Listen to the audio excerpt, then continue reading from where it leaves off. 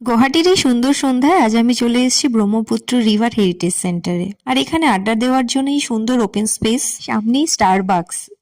এক cup coffee হাতে নিয়ে এই সিঁড়িতে বসে ব্রহ্মপুত্রর হাওয়া গায়ে মাখার এক অনুভূতিই আলাদা। বন্ধুদের সাথে আড্ডা অথবা ডেট সবার জন্যই একদম সেরা জায়গা।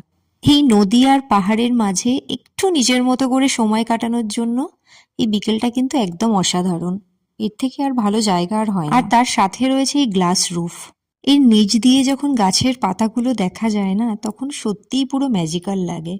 এক কথায় অসাধারণ, প্রচন্ড মনোমুগ্ধকর। আর এখানে প্রত্যেকটা জিনিস অসাধারণভাবে সাজিয়েছে। আর এই পুরনো ব্রিটিশ বাংলোকে কি সুন্দর সাজিয়ে তোলা হয়েছে।